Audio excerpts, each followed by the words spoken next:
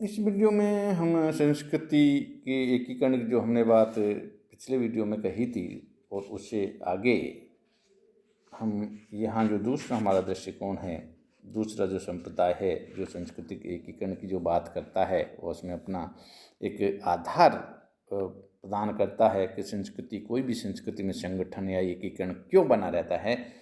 पिछले वीडियो में जैसे हमने जो बात कही थी, प्रकारवाद की जो बात कही थी, यहाँ आज हम बड़ा बात करेंगे जो दूसरा दृष्टिकोण है वह है संरूपणात्मक दृष्टिकोण। संरूपणात्मक दृष्टिकोण की जब हम बात करते हैं तो यहाँ राल्फ लिंटन, रूथ बेनेडिक्ट और रॉबर्ट रेडफील्ड के नाम प्रमुखता से लिए जाते हैं और इन्होंने संस्कृति के एकीकरण को व्यक्त करने के लिए या समझाने के लिए एक, हम कहें कि संरूपण के रूप में देखा है। लिंटन का जहाँ तक सवाल है तो वे संस्कृति को मानव द्वारा सीखे हुए व्यवहारों का परिणाम मानते हैं और कहते हैं कि संस्कृति के विभिन्न तत्व मिलकर उसे एक विशिष्ट प्रकार का स्वरूप प्रदान करते हैं।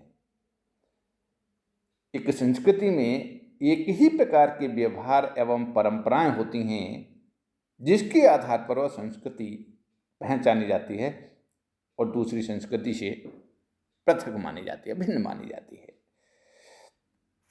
तो कहने का तात्पर्य है कि जो विभिन्न सांस्कृतिक तत्व जब आपस में एक जोड़ते हैं तो एक विशेष प्रकार का उसका संरूपणात्मक स्वरूप उसका पैदा करते हैं। एक संरचनात्मक हम कहते हैं उसको स्वरूप प्रदान करते हैं। वहीं रूथ बेनेडिक्ट की बात आती है तो वे सांस्कृतिक प्रतिमानों की अवधारणा को स्पष्ट करने के लिए उन्होंने सांस्कृतिक संरूपण की चर्चा की। बेनेडिक्ट की मान्यता ये थी कि संस्कृति को हम बड़े खंडों में विभक्त कर सकते हैं, बड़े भागों में बांट सकते हैं और प्रत्येक खंड को, प्रत्येक भाग को और छोटे छोटे भागों में बांट सकते हैं और ये छोटे छोटे जो भाग हैं एक विशेष ढंग से मिलकर ही एक बड़े भाग का या खंड का निर्माण कर देते हैं। और वे जो बड़े भाग हैं या बड़े खंड हैं मिलकर एक संपूर्ण संस्कृति का एक विशिष्ट डिजाइन प्रस्तुत करते हैं, एक विशिष्ट प्रकार का डिजाइन बनाते हैं जिसे उस संस्कृति का संरूपण कहा जा सकता है या कहते हैं। हम ये भी कह सकते हैं कि कई तत्व एवं संकुल मिलकर एक सांस्कृतिक प्रतिमान का निर्माण करते हैं और कई प्रतिमान मिलकर ही किसी संपूर्ण संस्कृति को बनाने का काम करते हैं। तो जब ये विभिन्न तत्व, चाहे वो तत्व सांस्कृतिक तत्व हैं या संकुल हैं या सांस्कृतिक प्रतिमान हैं, एक विशेष डिजाइन में आपस में जुड़ जाते हैं तो वे एक किसी भी संस्कृति का एक रूप प्रदान कर देते हैं, एक आकार प्रदान कर देते हैं, एक संगठन प्रदान करते हैं। कई बार ऐसा भी होता है कि अनेक संस्कृतियों में सांस्कृतिक तत्वों में समानता भी देखने को मिलती है, फिर भी अनेक सांस्कृतिक प्रतिमानों में हमें अंतर देखने को मिलता है। ये भी कभी कभी हमें देखने को मिलता है कि तत्वों में तो समानता है लेकिन सांस्कृतिक प्रतिमानों में भिन्नता है। तो इसका कारण हम यहाँ मान सकते हैं कि हर सांस्कृतिक तत्व का संगठन जो होता है एक विशिष्ट तरीके से होता है और जिसके परिणाम स्वरूप सांस्कृतिक प्रतिमानों या डिजाइनों में भी वो फिर अंतर आ जाता है। जैसे यहाँ हम एक उदाहरण लें कि एक मकान बनाने वाला जो कारीगर है, मिस्त्री है, उसको एक समान ईंट, चूना, पत्थर, सीमेंट आदि जो सामग्री दे दी जाती है, लेकिन फिर भी वह उनके द्वारा बनाए जाने वाले जो मकान की है उसकी डिजाइन को अलग अलग डिजाइन कर सकता है, उसके आकार को अलग अलग डिजाइन कर सकता है या करता है।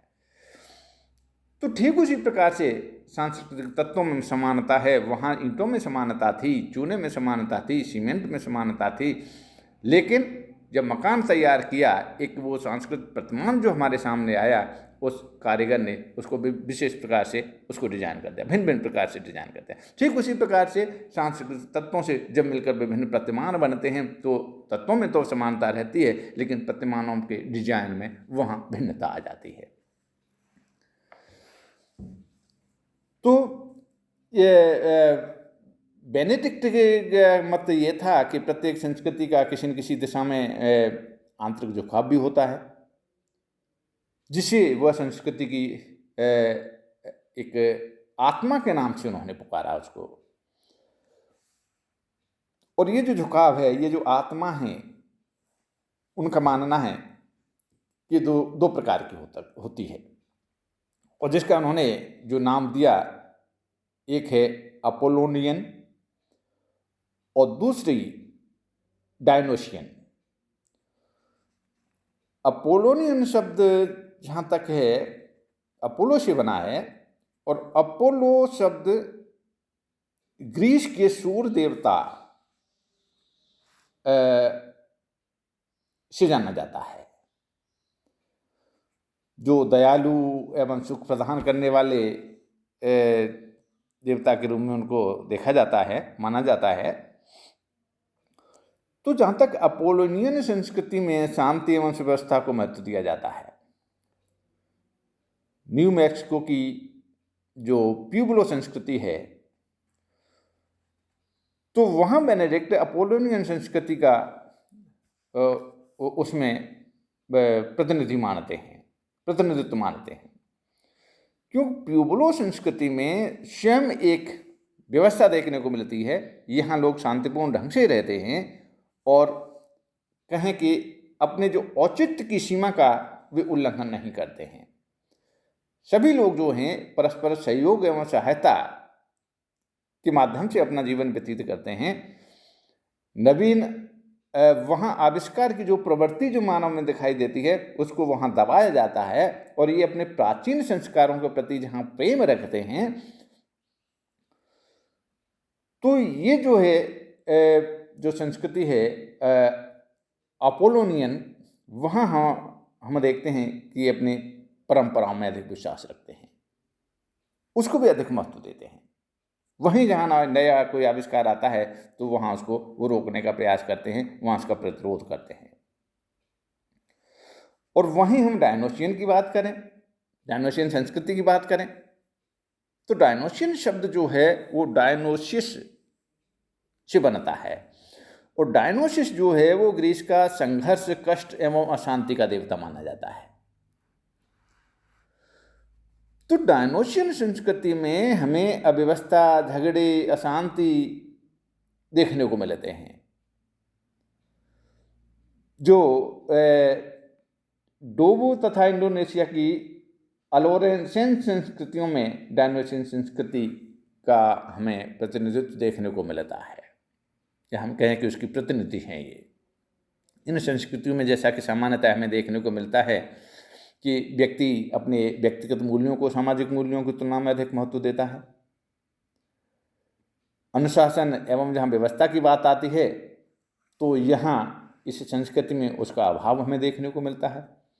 यहाँ के जो लोग हैं सामान्यतः धोखेबाज, संगालु, घमंडी एवं झगड़ालू प्रवृत्ति के होते हैं, और वहाँ की एक संस्कृति में परिवार में हमेशा एक तनाव की स्थिति हमें देखने को मिलती है।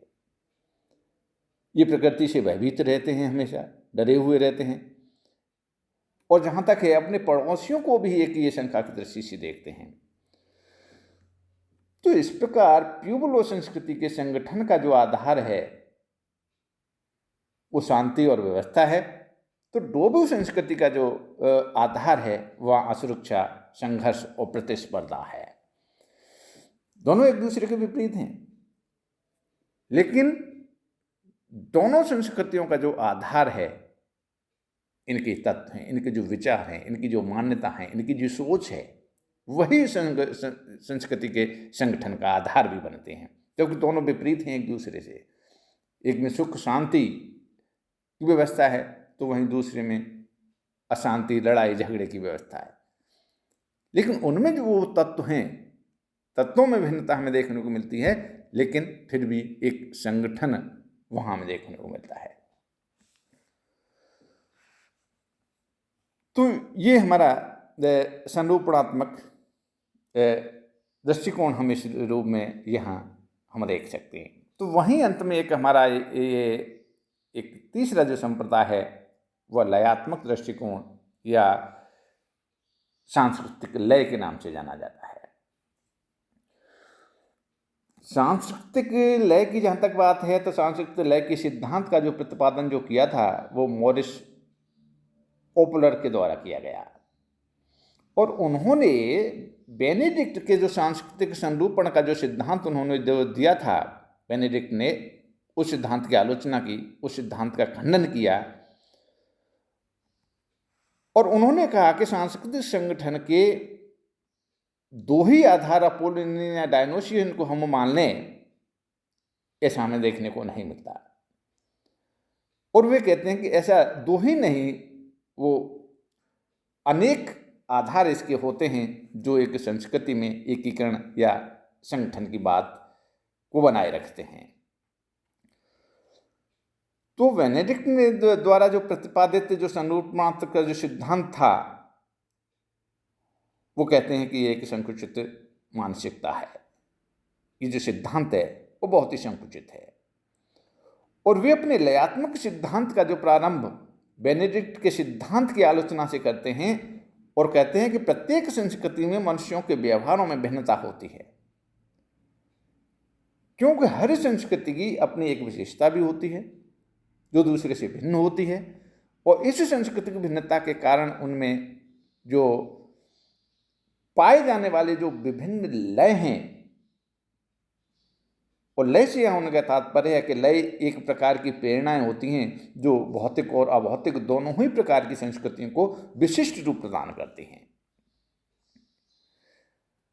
जहाँ लय की परिभाषा को स्पष्ट करते हुए ओपलर एक जगह कहते हैं कि लय घोषित किया हुआ या कहा हुआ एक स्वयं सिद्ध सिद्धांत या स्थिति है जो कि प्रायः व्यवहार को नियंत्रित या प्रेरित करती है, और जो एक समाज में स्वीकृत हो जाती है या स्पष्ट रूप से प्रोत्साहन पाती है।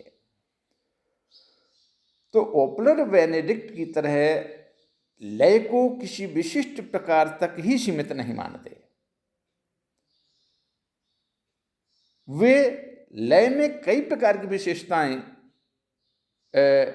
मानते हैं, कई कई प्रकार की हो सकती हैं, और लय भी कई प्रकार के हो सकते हैं, उनकी ऐसी मान्यता है।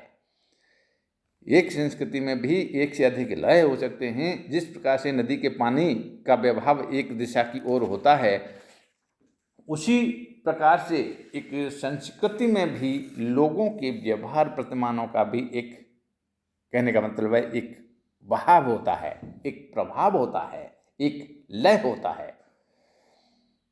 जिस प्रकार से हर संगीत में एक विशिष्ट लय होती है, उसी के अनुसार सारा संगीत जब चलता है, उसी प्रकार से संस्कृति में भी लय होती हैं जो सांस्कृतिक तत्वों एवं अंगों का संगठित बनाए रखती हैं। तो सांस्कृतिक लय को स्पष्ट करने के लिए उन्होंने एक वो छिड़का हुआ अपाचे संस्कृति का उदाहरण दिया और कहा कि इस संस्कृति में स्त्रियों की तुलना में पुरुषों को अधिक महत्व दिया जाता है। पुरुषों की प्रधानता वहां की संस्कृति में सभी क्षेत्रों में देखी जाती है। धार्मिक कार्य पुरुषों द्वारा ही संपन्न होते हैं। भोज में पुरुषों को स्त्रियों से ऊंचा स्थान दिया जाता है। वहां स्त्रियों को सामाजिक उत्सवों एवं सामूहिक खेलकूदों में जहाँ तक भाग बिल्कुल ही नहीं लेने दिया जाता है। तो इस प्रकार छिड़का हुआ पाचे संस्कृति जहाँ पुरुष प्रधान हैं, वहाँ पुरुष संपूर्ण संस्कृति में व्याप्त है